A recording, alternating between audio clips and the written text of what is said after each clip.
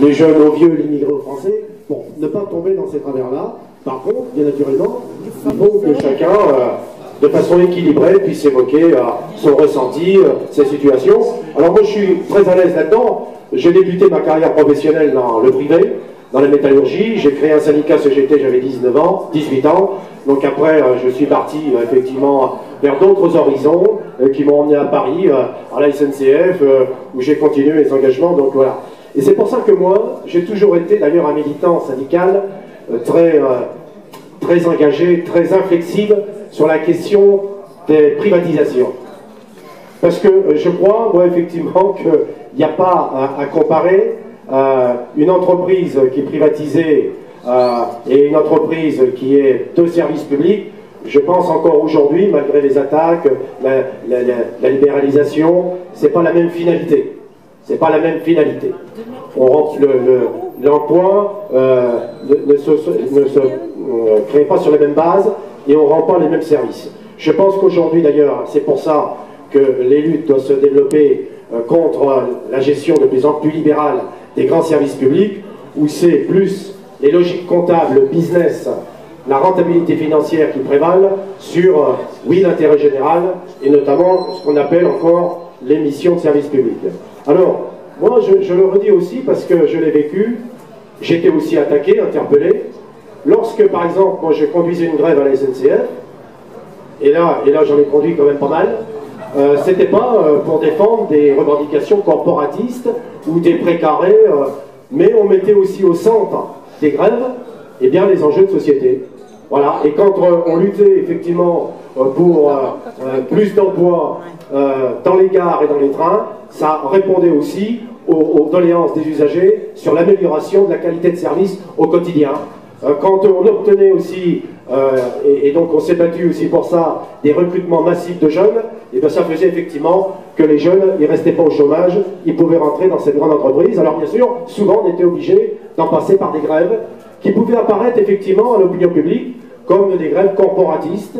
Peut-être on s'était pas simplement, ou on s'expliquait mal, mais c'est pour dire que, parce que souvent on est pris comme ça, lorsque on mène des grèves, dans la fonction publique ou dans le secteur public, on nous renvoie facilement en disant, oui, mais bon, vous défendez votre propre cause et vous ignorez, je dirais, la situation des autres. Alors bien naturellement, derrière les mouvements sociaux, dans la fonction publique et dans le secteur public, il y a bien sûr des revendications catégorielles, mais il y a surtout et avant tout les enjeux qui sont posés à la société, et notamment la réponse aux besoins du plus grand nombre et à l'intérêt général. Voilà, donc alors, moi, je le redis quand même, parce que alors on ne va pas trancher ce soir, parce que j'entends qu'on soit pas d'accord sur... Alors moi, je ne suis pas nostalgique de l'URSS, mais j'ai aussi une conception de la société. Je pense aujourd'hui que si on veut retirer le pouvoir à la finance, au marché financier, eh bien oui, il faut que le peuple se réapproprie. Alors, ce qui appartient, ce que je disais tout à l'heure, les biens publics.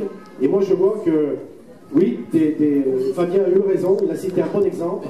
En 2005, par exemple, les sociétés d'autoroutes qui étaient donc publiques, donc ont été privatisées, et ils ont la concession jusqu'à 2032, et ils vont empocher 42 milliards de bénéfices.